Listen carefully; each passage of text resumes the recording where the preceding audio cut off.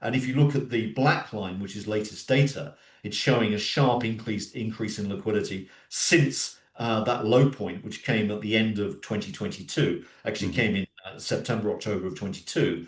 And then it looks like it's likely to peak out sometime around either later this year or more likely the early part of 2026. So maybe sometime in the first half of 26, we'll be getting concerned. And if you look at the orange line on the chart, that is the reason to start getting concerned. I'm only going to say concerned about what could happen in the next 18 months because liquidity is going to be absorbed by the need to refinance this debt.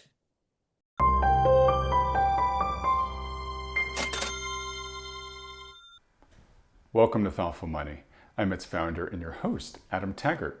In his appearance at Thoughtful Money's spring online conference back in March, Michael Howell, founder and CEO of Crossborder Capital, warned of an oncoming liquidity air pocket, which was why the market's subsequent plunge of nearly 20% the following month wasn't a surprise to him. So, where does he see liquidity headed for the rest of 2025? To find out, we'll sit down today with the man himself. Michael, thanks so much for coming on the program today, all the way from London. Thanks, Adam. Always a pleasure. Good to be here. Thank you. No, same. It's the same here. And Michael, you are, I like to say I try to bring on people who have important parts of the puzzle, macro speaking. And you have your eyes squarely focused on a very important one, which is liquidity. Rising tide will raise all boats and a sinking tide will sink all boats to a certain extent. Liquidity has been playing a very outsized role, I think, in the financial markets over the past several years, and I think it continues to, at least so far this year. So anyways, I've had a lot of people clamoring to have you back on the main channel here to give us an update on where things are liquidity-wise. So, why don't we just start with that? What is your current assessment of financial market liquidity right now? Well, I think the short answer is it's pretty good. It's almost difficult to say it's gonna get better than this, but it may well do. There's a lot of liquidity going to markets. That's arisen from a number of features. One certainly in the first quarter after the air pocket was the rundown in the Treasury general account that was already imposed by the debt ceiling in the US. So that launched something like probably overall about 500 billion into US money markets. You've had on top of that the weakening dollar, which has actually caused or triggered easing from foreign central banks. So that's been a second factor. And then as the second quarter has unfolded, you've had another two developments. One has been that the People's Bank of China has injected a lot of liquidity into their financial markets. In fact, over the last 6 months, the Chinese have whacked in about 10 trillion yuan, which is close to $1.5 trillion US dollars. So sizable amounts of cash have gone in there. And then on top of that, if you look at the collateral basis of liquidity generation, which is increasingly important, you've had volatility in the collateral markets. In other words, volatility in the main collateral, which is the US Treasury market, actually coming down. And that's come down against the background where a lot of people have been, as we know, very negative about treasuries over recent months. But volatility has actually come down noticeably, and that's been a positive boon for liquidity. And I can demonstrate very easily by looking at a chart. If I put a chart up, hopefully we can see that backdrop. I think that chart should be clear. That's looking at weekly global liquidity going right back to 2010. There have been a number of gyrations en route, but what I would get people to focus on is one is the big climb in liquidity that you had during the COVID emergency, and that's pretty stark. There's a very sharp incline as liquidity picks up, and then really since the COVID crisis, you've seen this sort of ragged or sawtooth trend, but the trend has been there. The trend is definitely picking up. And it seems to be sort of gaining something like the rate of about 10 trillion US dollars a year. So, sizable amounts of cash. And if you want to blow that up a little bit more, you can see what's happened since the beginning of 2024. And the latest pickup is there quite clear. You've had a noticeable rise in liquidity. as you said right at the beginning, liquidity is a leading factor. So there was an air pocket likely coming in the early part of the year, as that dip suggests. But since then, we've climbed to new highs. So the liquidity background looks to be pretty good. And that's largely as we see it going forward. It's difficult to argue that liquidity will be interrupted significantly, providing those various parameters keep going. And I think there are doubts clearly on a number of those. I mean, one is will the will the Treasury build up its Treasury General account at the Federal Reserve as is being slated in the current quarterly refunding Hmm. announcement? That's a possibility. If they did that, it would take a lot of liquidity out of markets. But I just don't think I don't think they're prepared to do that, despite the announcement, and I don't think they're able to do that. So I think the liquidity background looks to be pretty good, and we can drill that into that, by all means. Okay. And when you say that you don't think they're going to be able to do that, what are the main constraints there? Well, the main constraint really comes back to, let's say, the harmony that is within financial markets that really exists between debt and liquidity. And one of the points that we continually make, if you like, is that there's an equilibrium between liquidity and debt. And the way that the financial system works at the moment is that liquidity needs debt, it uses debt as collateral for liquidity expansion. And debt needs liquidity in turn because debt needs to be refinanced. And if you look at the liquidity cycle is essentially a debt refinancing cycle. And so one's got to look at the gyrations in liquidity relative to the amount of debt that is around. Now, to look at that, and maybe this is a good sort of segue into maybe our current thinking, and I'll try and go on to a chart that illustrates that. Sorry, I'm going the wrong way on this chart. This is looking at the global liquidity cycle as I cited it. This is measuring not obviously not the level of liquidity here. This is looking at the momentum of liquidity, and it's shown as a normalized index in black. And we've got the data here going all the way back to the mid 1960s. The dotted line that's been overlaid on top of that is a sine wave. And just to demonstrate, or to emphasize, I should say, that this is not cheating, we drew that sine wave in year 2000, and it hasn't changed since. So we've just, if you like, extrapolated or rolled it on year after year ever since. And so what you've got here is 25 years at least of out of sample sine wave overlay. And that is suggesting that the cycle right now is behaving pretty much as one would expect. And if you look at the black line, which is latest data, it's showing a sharp increase in liquidity since that low point, which came at the end of 2022, actually Hmm. came in September, October of 22. And then it looks like it's likely to peak out sometime around either later this year or more likely the early part of 2026. So maybe sometime in the first half of 26, we'll be getting concerned. Now, the question of the $64,000 question is, why should we be getting concerned about that time? What are the factors that could be causing this liquidity rollover? Now, I think the best way to look at that is to just go on a few slides and to focus on this chart, and I'll come back to the other ones. But this chart is really at the heart of our analysis.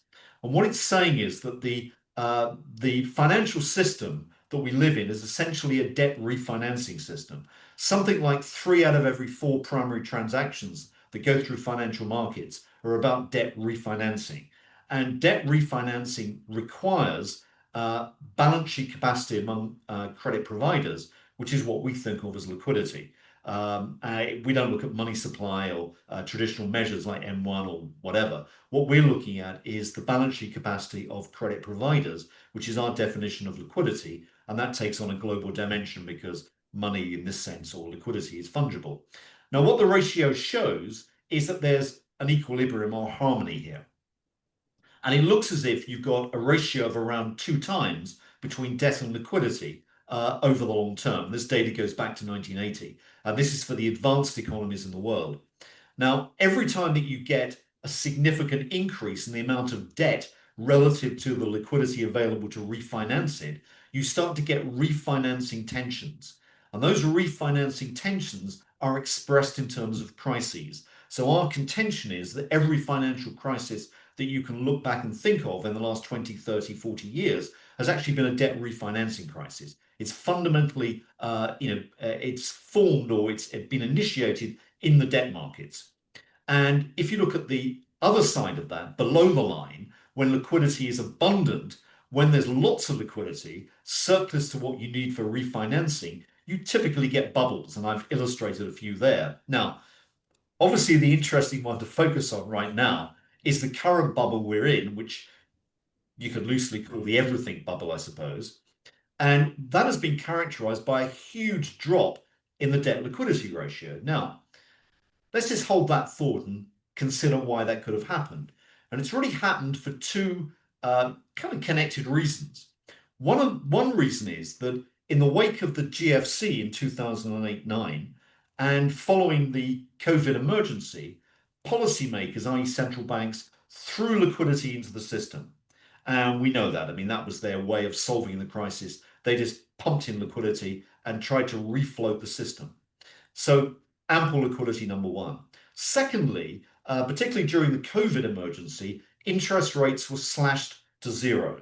Now, zero interest rates are unheard of. My background originally was at Salomon Brothers, and at Salomon Brothers, we were schooled on a book by Sidney Homer, which is still in print, called The History of Interest Rates, which looks at 4,000 years of history of interest rates. Nowhere in those pages do you ever see zero interest rates. That's how anomalous they were. And zero interest rates, Or negative interest rates. yeah, or even negative interest rates, correct. I mean, this just doesn't happen in history, but it did happen. And because of that, what you found was that a lot of borrowers termed out their borrowing. They just refinanced. And a lot of companies, corporates, and governments, households too, basically paid off their loans and refinanced 5, 6 years out at zero interest rates. And though that debt is coming back into the system really around 2026, 27, 28.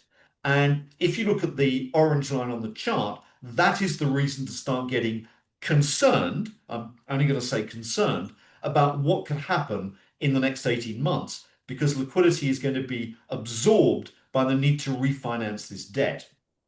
And if you put that into perspective, this is showing the change in the annual debt roll globally. And this is the change from year to year, but it's showing in terms of this is billions of dollars. So the 4,000 is $4 trillion effectively. So in 2027, you see a peak jump in the amount of new financings by another 4 trillion.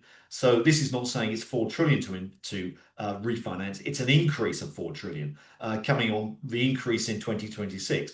So basically, you're talking about a figure of something like $40 trillion of debt simply to refinance. Okay, and sorry, Michael, I'm assuming that's worldwide, and is This it? is worldwide, all forms of debt, Adam. So it includes everything. It includes corporates, it includes households, it includes governments. Everything is in there. Got it. Okay, thank you. That's exactly what I was going to ask. So, we've been talking a bit in the U.S. about the maturity wall of debt that's hitting corporate America, really starting this year in earnest and going over the next couple of years. You're saying it's not a U.S. phenomenon; it's a worldwide phenomenon. It's in all forms of debt, and yeah, these numbers are big. Yeah, and this is the problem the world has got. Now, if you come to this schematic slide, what this is basically saying is this is the problem. This is the world financial system, generally in terms of a sort of an overview. And what it's saying is you've got this circle or cycle, the debt liquidity cycle, where what I said earlier on is that liquidity needs debt as collateral because something like nearly 80% of all lending in the world economy now is collateral backed in some form. Now, that could be home mortgages or real estate deals, but it could equally be financial transactions that are backed by collateral in the form of US treasuries or German bunds.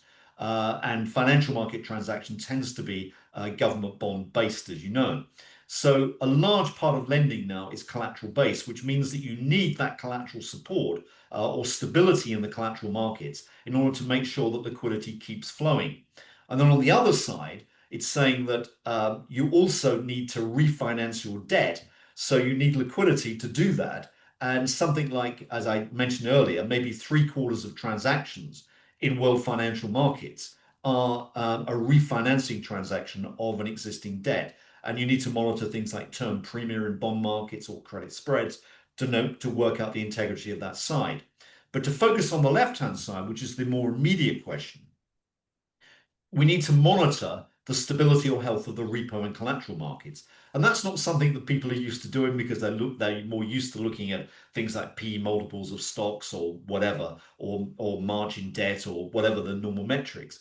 But in this world, you need to understand, in a debt refinancing world, you need to understand the mechanics in the repo markets and the collateral markets. And the two things that I cited, one of those is bond volatility. And this is looking at the MOVE index, which is the Merrill Lynch measure of volatility across the US Treasury term structure. And this index normally ranges between around 50 and 90, with an average of about 70 historically. And the best way to read that is to knock a zero off and say, well, 70 means 7% average volatility across the term structure. Mm-hmm. You can see how much that spiked, and it's basically moved up to threatening levels, quite recently actually, of over 150. And when I was sort of, at Salon Brothers in the bond markets, I mean, people would say if you got above 150, that was sort of turn the lights out, end of story regime. And we've been up there. I mean, at one stage we're up to at 200. So this is showing that you're getting breakdowns in the collateral system, which is really very dangerous. Now, the good news is that we're back in the normal zone. And I think that's been a feature which has been carefully manipulated by the Treasury and Fed together to try and make sure that bond volatility has come down. And whether it be through buybacks of stale or off the run bonds, or whether it's been through forcibly running down the reverse repo account at the Fed, these factors they've actually gained traction in the sense that volatility has come right down. And that can only be a good thing, because what it means is that if you're a credit provider and you're lending against collateral, you are likely to demand a smaller haircut of the borrower from their collateral. In other words, the collateral multiplier will be bigger in a low volatile environment. And that's what we've got. So that's been a feature as well of recent months. So it's certainly helped liquidity. The other feature to look at, and this is, we're getting into the weeds here, but these are critical indicators to watch. This is looking at what goes on in the repo markets, and this is a measure of collateral shortage. So it's really saying, looking at the SOFR spread, the system overnight funding rate versus Fed funds, and that's basically saying, does that spread blow out? If that spread blows upwards, those spikes are giving warning signs that there's either a lack of liquidity in the market or there's a lack of available collateral, good quality collateral to borrow against. But Mm-hmm. both of those are signs of dysfunction of the market. So that's what we've got to be concerned about. Now, again, that's come down into a normal zone. That's good news. I think the Federal Reserve has been actively managing that. One of the reasons that I'm optimistic that money market liquidity in the US will remain healthy is that if you look at recent months, every time there's been a slippage in the repo markets, the Fed has come back and actually boosted bank reserves a tad, and they've managed to keep repo rates within this corridor. And I think that's a deliberate policy. Therefore, if the bottom line of this is, if they took, as is being suggested, 500 billion out of money markets to rebuild the Treasury's account at the Fed, to replenish it after the debt ceiling rundown, if they did that, it could force repo rates up against Fed funds by 25 basis points, which you could see they would go right to the top of the scale. I just don't Mm-hmm. think they're in a position to do that. So I don't think they will. Maybe there may be some sleight of hand. They may actually announce an ending of QT or something. I don't know. But they simply can't take that amount of money out of money markets. And maybe the sort of the final chart on this bit is to say, well, look, here is the US Treasury market. This is the bedrock on which financial market performance is built. Okay, if you see problems in the bond markets, you're going to get problems in the equity markets almost certainly. The top orange line is the 10-year Treasury yield, the benchmark bond, really globally. The yield on that in orange. I put some tram lines on to try and show where it is. And then the black line at the bottom is actually the term premium or the risk premium on those bonds.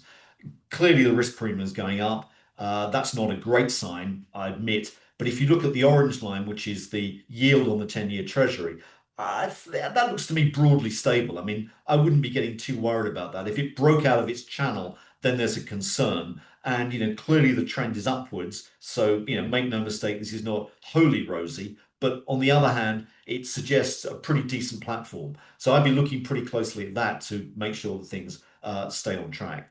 So that's sort of the general picture of what's going on. And I can drill down into a couple of other aspects, if you like, to give a little bit more color as to maybe some of those liquidity dynamics. Sure. And let me just ask this question sort of as a segue perhaps into that, which is, looking at the Treasury yields, you said, okay, relatively stable pattern. You showed the MOVE index was coming back down into alignment. The SOFR federal funds spread is kind of back to dead even. Those are all kind of green lights on your dashboard of liquidity. Um, I'm just wondering if we should put the word "for now" at the end of that comment, right? Where, Always. I mean, because you there's talked no about, question. yeah, because when you went back to your cycle chart with the sine waves and whatnot, you seem to suggest that both sort of historical cycle wise, and then some of the other things that you're looking at macro, that 26, 27 could be substantially rougher years. So I'm curious to know, beyond just, hey, this is the historical pattern, what are some of what do you think are the highest likely triggers for a rollover in liquidity? Okay, well, let me kind of address some of those points. To come back to this chart, this is looking at the global liquidity cycle, and very clearly there's a cycle there. I think few would dismiss or argue against that. If you go to the previous slide here, this is looking at business confidence worldwide. And what I've done here is to take all the major surveys, so looking at things like the ISM survey in the US, looking at the Tankan in Japan, the CBI in the UK, etc., all these major surveys, and aggregated them by region. So there are about 30 surveys split into different regions here. And what it shows, I think, or what it doesn't show, maybe a bit more correctly, is a cycle.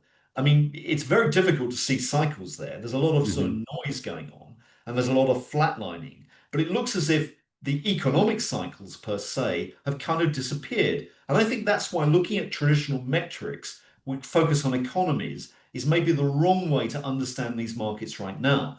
And there could be a lot of reasons why that's going on. It could be the fact that you've got fiscal policies playing such a dominant role. Fiscal policy is sort of on or off. It tends not to cycle too much. And traditional manufacturing is being displaced by services. So there's a lot of good arguments as to why maybe the intensity of the cycle in the economy has changed. I'm not going to say disappeared. I wouldn't be that cavalier, but certainly has changed.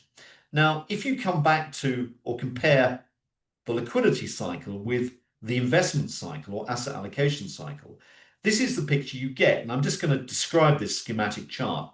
The left-hand side is the way that we describe the liquidity regimes. So we think of calm, speculation, turbulence, rebound as being four states, or if you like, seasons of the liquidity cycle. And that Hmm. liquidity cycle is around 5 to 6 years long. On the left-hand side, we've then said, well, okay, which asset classes typically perform best at each stage of the cycle? Now, what this really runs down to is as the liquidity cycle is accelerating on the upswing, equity markets tend to do best. At the beginning of that upswing, it's technology. At the end of that upswing, it tends to be resource names, more heavy industry that tends to get most traction. Small cap tends to do well later in the cycle. Big cap tends to do better beginning of the cycle, etc. Then you get a phase of commodities doing well around the peak.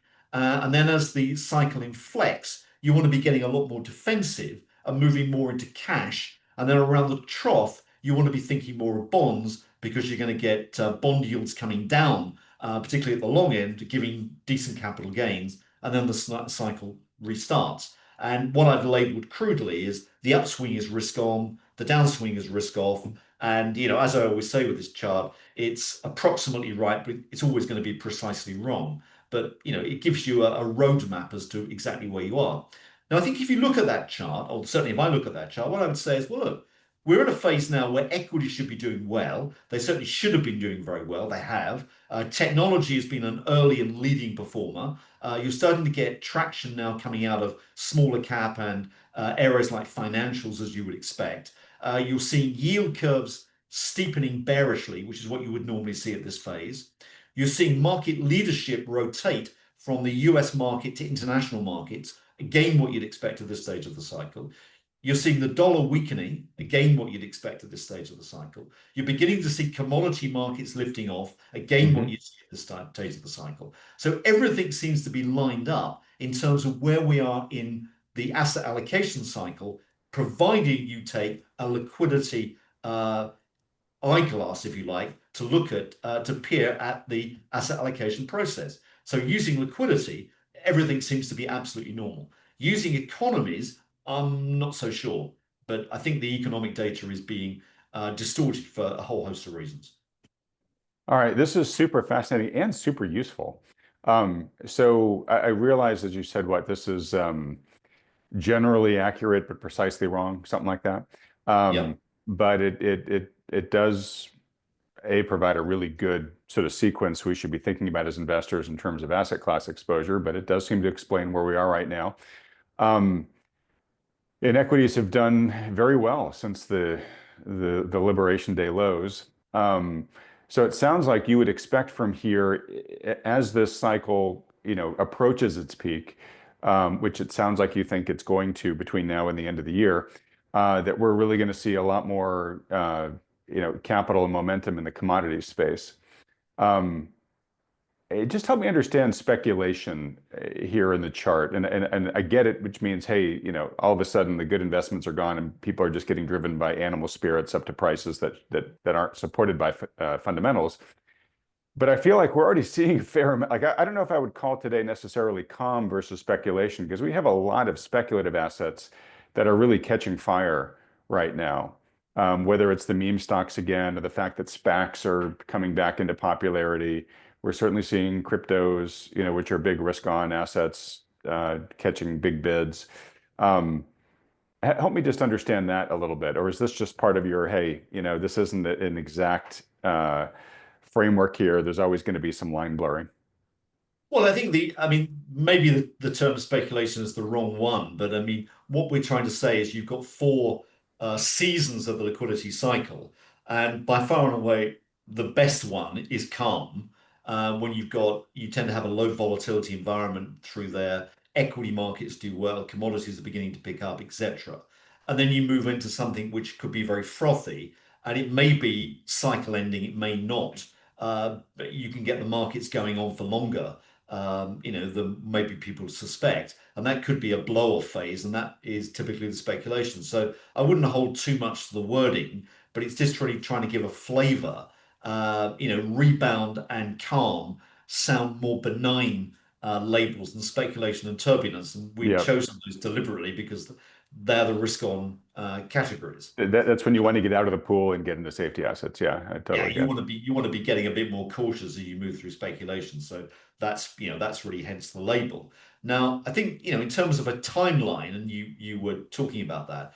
I mean, my best guess would be this, which compares the current cycle, which is shown in orange, with the cycle we saw in the 1980s. And there are two interesting pointers to maybe why it's similar. One is that in 1985, after a period of great dollar strength, there was the Plaza Accord. And the Plaza Accord, and I emphasize the word accord here, because when politicians or policymakers use the word accord, it normally means you're going to get something like a 10 to 20% currency market adjustment. And that's what's typically happened. And lo and behold, with the Mar-a-Lago Accord, we seem to have got something not dissimilar. Now, that particular currency uh, displacement, if you like, or accord, basically has led to, rather like it did in the 1980s, a lot of easing outside of the US, but also coinciding with easing in the US as well. And I'll maybe come on to that process in a moment, but the US has been easing through this period. And what you get is a big increase in liquidity. really backed by a weaker dollar. Now, what is the cycle ending feature? And what was the cycle ending feature in 1987? It was largely the fact that the funding markets, in other words, the bond markets, shouted foul or said, no more, we've had enough. And they began to sell off. And there was a particular juncture, as I remember, in September of 87, when you saw the US wanting to cut interest rates, but the Germans saying, no, no, no, no, no, enough is Hmm. enough. We're going to put our rates up. And markets began to realize that the trend in monetary easing was just changing direction. And that's why there was a very sudden crash. So, if you look at the timeline, we're not there yet. We may be 9 months away, but I think we're moving to that sort of situation. That would be my best guess. And, hopefully I'm wrong, but that's what it seems to me. Now, if we explore some of those statements, this one is looking at what central banks have been doing. Now, let me just explain these two lines. The dotted line is actually very straightforward. It's just saying what is the percentage of all the central banks we monitor, and we monitor around 100. So we're talking about, in physical terms, 80 or so central banks are actually running easy monetary policies. And that's high by definition. The orange line is then looking at, if you like, a size weighted measure of that. So it takes into account that America is a lot more important than Belgium, for example, in terms of its weight, in terms of liquidity. So that is the orange line is taking into account that. But even if you do whichever line you take, it's very clear that central banks have been undertaking considerable easing Hmm. over recent months. The volatility, which you might even point to in the last few months, is almost entirely due to what's happened in Asia and particularly China, Right. because of the sort of stop-go policies the Chinese have been undertaking. But notwithstanding, that picture looks pretty good. Could it get better? It could get a bit better, but you can see, we're a lot nearer the top. In other words, the end, they are near the bottom, in other words, the beginning. So, this bull market's what, 35 months old. It's getting quite mature. Now, the other thing to think about then is developments elsewhere, which is particularly China. Now, if you look at China, this is showing a metric we monitor very closely, which is looking at injections into Chinese money markets by the People's Bank on a daily basis, or this is a rolling total of those daily numbers. Now, it's absolutely clear, I would say, or unambiguous, that from the beginning of this year, there's been a sizable increase in the amount of liquidity that the People's Bank has injected into their financial markets. And that is material. It, as I said earlier on, it probably accumulates to something like 10 trillion yuan, about $1.5 trillion. They have to do this because China is suffering debt deflation. In my view, they will have to do the same again at least, so another 1.5 trillion. And that would be similar in magnitude to what the US did in the wake of the 2008-9 GFC. So that's what we've got to expect more. And that means that China is going to significantly stimulate its financial markets and economy. Okay. Totally get that. Let me ask you this question. I'm sure it's been on the mind of a couple of viewers. Um, so, unlike the vast majority of central banks that are there, at least on the surface, the Fed is not easing. Now, I know you'll probably show us your slide in a moment about not QE and not yield curve control. But presumably, the Fed at some point here will return at a minimum to cutting rates, right? And do they do anything else along with that? Who knows? Stopping QT, that type of thing. Um, to the uninitiated, I think they would say, well, that's going to be liquidity friendly. Is that accurate, or is that too simple a conclusion? No, I think Adam makes a very fair conclusion. I think one has to raise the question more and more about whether in an economy which is dominated by the government and particularly by a very large government interest bill, the government is a big, big net debtor to the private sector, and interest payments are transfer payments from the public sector to the private sector, and they're paid for by more debt. Now, in that world, do higher interest rates slow the economy or do they speed the economy up? I think that's a moot point, and I wouldn't like to, answer that particularly because I don't really don't know the answer. So I think Right. the question is, do interest rates really matter? Is a moot point, and I would say liquidity matters, but that's always been my case. But I think there's more grounds for it, even more grounds for it now. Will the Federal Reserve cut interest rates? Another question. Yeah, I think they will. I think they have to cut rates because I think if you look at the momentum of the economy uh, on past on past momentum of this level, this slowing level. I mean, the US economy is not in recession, but it's clearly slowing down, in my view. The Federal Reserve probably has to cut rates probably quite meaningfully. And they've definitively slowed down because of uncertainty over tariffs. And I think that's understandable. Is the tariff shock going to cause the US economy to slow further? Almost certainly. Will it cause inflation to pick up? Almost certainly. But I think those are sort of the latter in particular is probably manageable. And I think the Federal Reserve would be, wise, prudent to begin cutting interest rates now. They don't have to go all in, but I think they need to make that move. And US rates are certainly out of line with other international markets, which is actually, which is something I think that needs to be addressed. So you've got that point. But to come back to the chart you knew I was going to show you, which is this one, which is looking at sources of stimulus out of the Federal Reserve and the US Treasury. Now, this again is a slightly wonkish chart, but let me try and explain what's going on. The red area of that chart is traditional QE policies. So that's basically the Federal Reserve expanding its balance sheet, injecting liquidity into markets through normal open market operations. That's textbook stuff.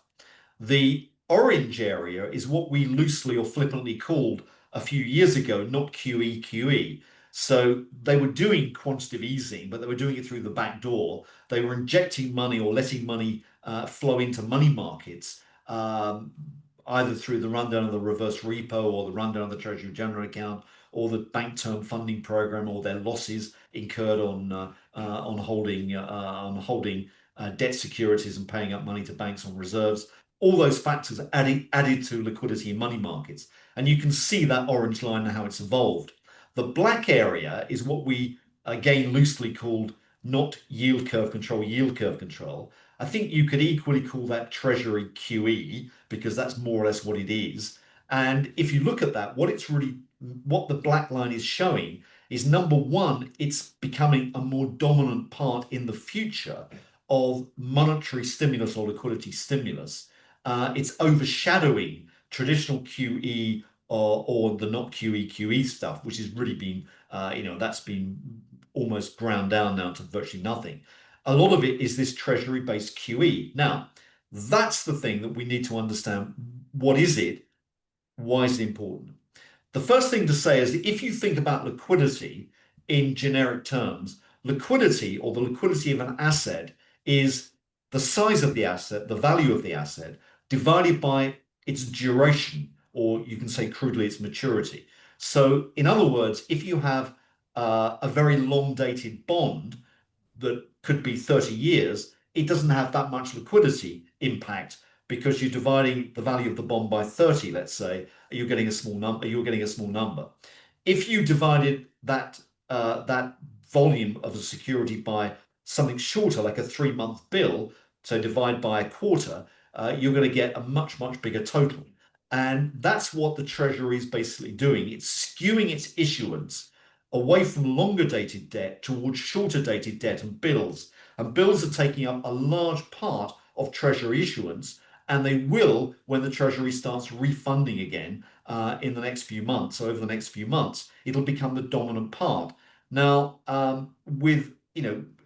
in if you go back a few months, Scott Bessent very prudently said that these are not great policies to fund the US deficit with bills. That's what Janet Yellen did. That's what we sort of, labeled Yellenomics a couple of years ago, that funding. That's what you saw in 2024, that black area surging up. And, that's kind of cheating, but it's not really very good funding because it's very short term.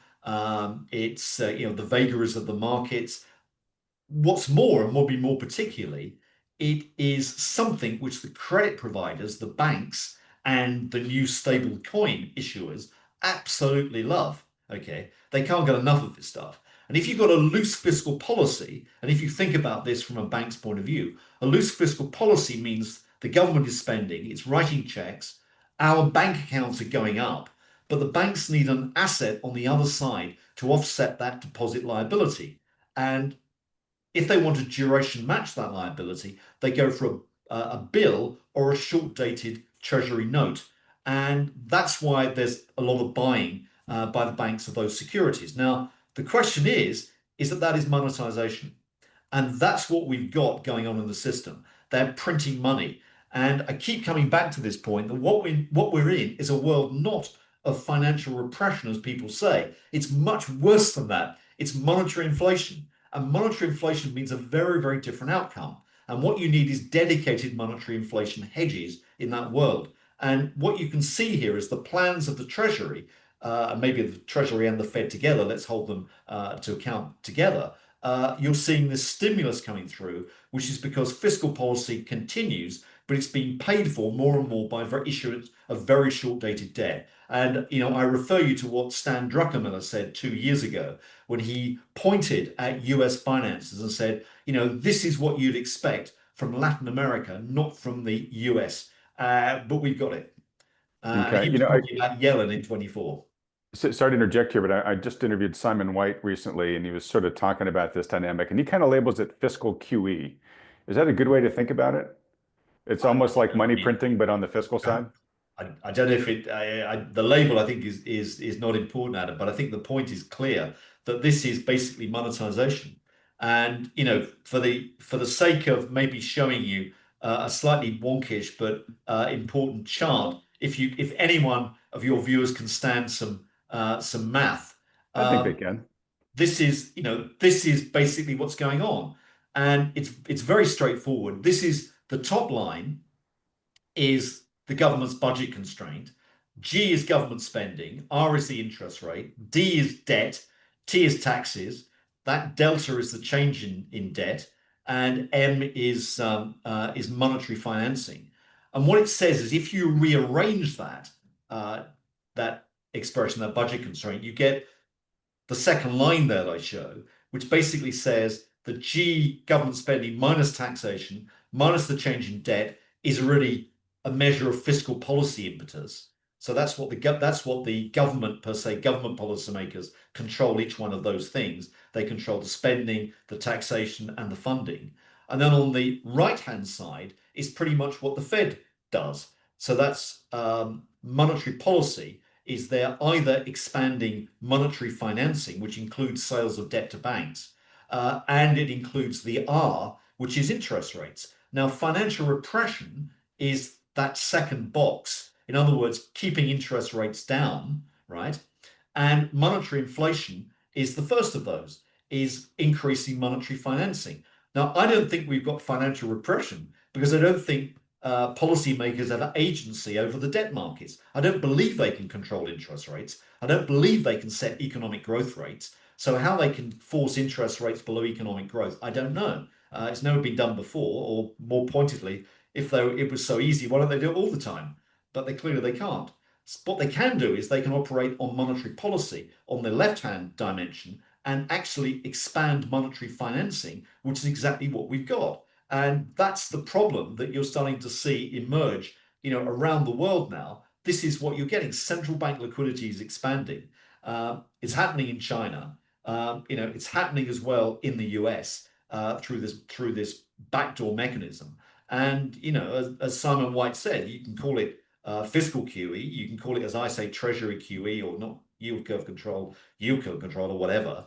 But basically, these are subtle ways of actually increasing monetary financing. But it all comes back to the same thing. And that's really the great worry that we've all got to start thinking about. We're in a very different world, we're in a debt-dominated world. And maybe as a sort of as a thought to as we come towards the end of this is, what does China, if China is printing money, what does it mean for markets? Because if the US prints money, I think it's pretty obvious that asset markets traditionally go up. So the Right. S&P goes up, Bitcoin goes up, the gold price goes up, etc. But what happens if China prints money? And I think the interesting point there is that what you get as a different dynamic, which I try and show there, is commodity prices. And the orange line on this chart is looking at Chinese liquidity. The dotted line is my extrapolation of what I think they're going to do. Now, you know, this is all in the gift of one person, so we don't know what he's thinking particularly. It could be like Nero's thumb up or down, but the Hmm. best guess would be is they've got to expand liquidity to get the dig the Chinese economy out of its hole. And if they do that, look at the correlation historically between Chinese liquidity infusions and changes in commodity markets. And that seems to be pretty good.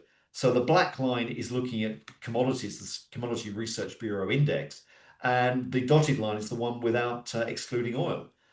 Whichever one you look at, the correlation looks pretty close. And therefore, if China starts to boost its economy, you're going to get the impulse being felt through commodity markets worldwide. All right. Well, look, I hate to say this. I've got to start wrapping this up time-wise. I want to note for folks that Michael, as you were in the spring, you're going to be one of the featured presenters at Thoughtful Money's fall online conference.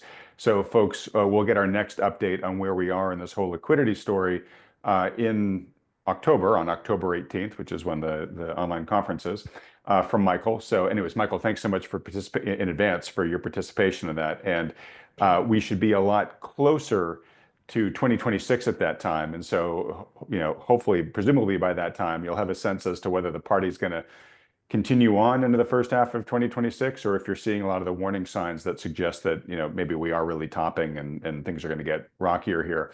As we wind this down, so, to your chart that sort of shows where we are in the cycle and what asset classes do well, traditionally in this part of the cycle, you said the baton kind of gets handed from equities to commodities, but it sounds like we might have that on steroids this time, given what's going on with China.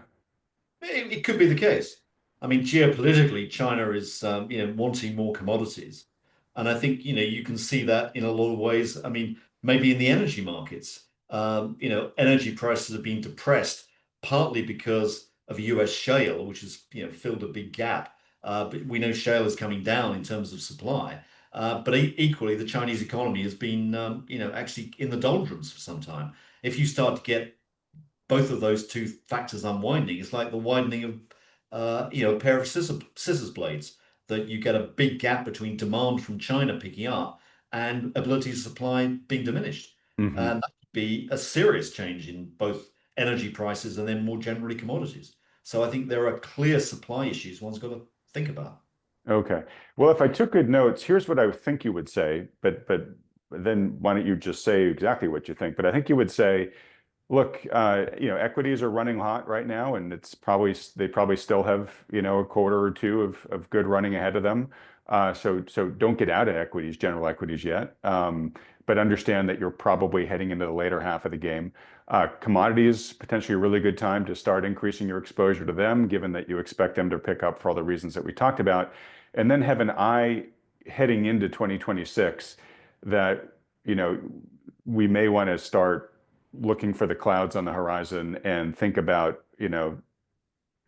looking for any signals that suggest we should start lightening up and getting into risk assets, but not do that until we see those warning signs.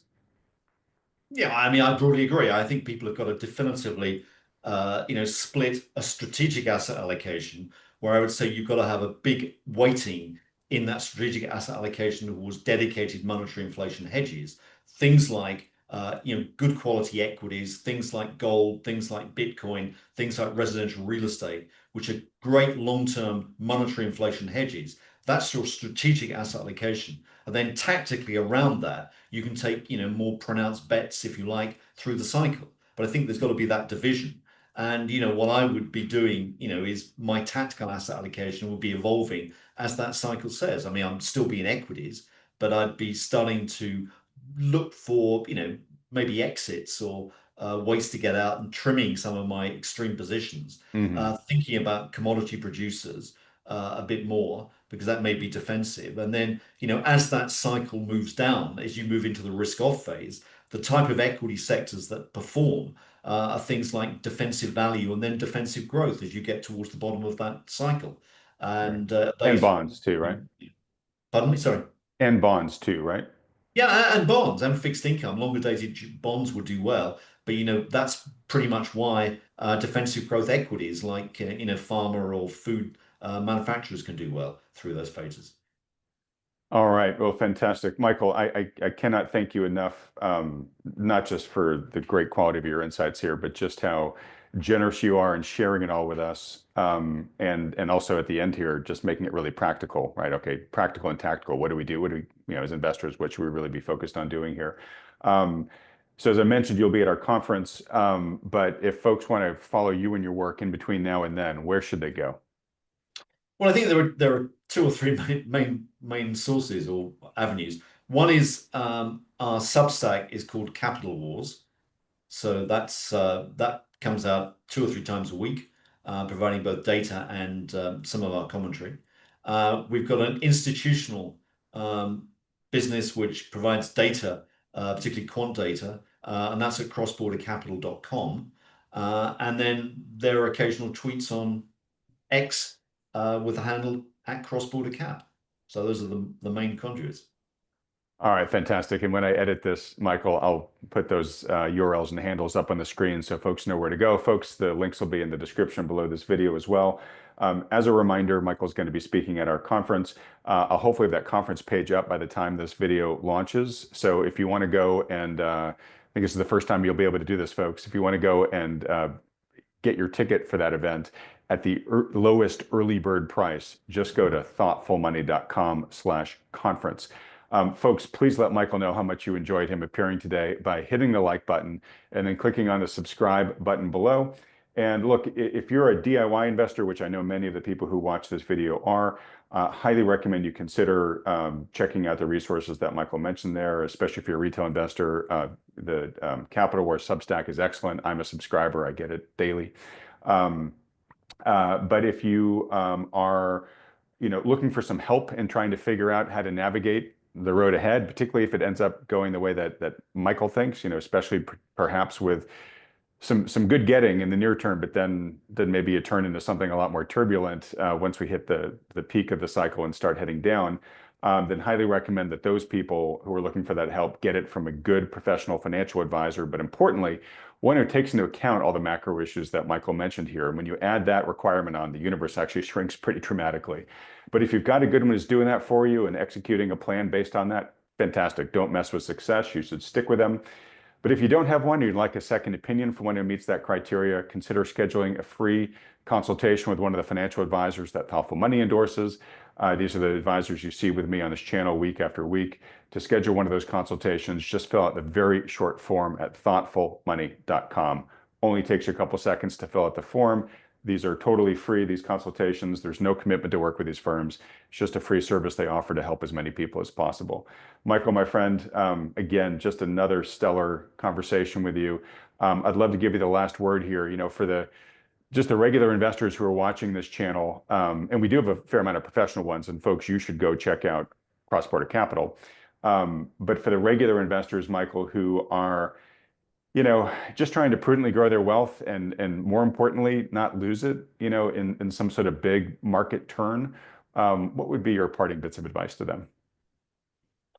Well, I think the key thing is to understand liquidity in the world economy. But when it comes to policymakers, watch their hands, don't read their lips. And I think you've just got to see what they're actually doing in markets, and that gives you a very different perspective, and that's what we look at. All right, very well said. Well, we'll leave it there. Michael, thank you so much. Really look forward to seeing you at the conference in August. Sorry, in Good. October. Likewise. Thank you. Thanks. All right, and everybody else, thanks so much for watching.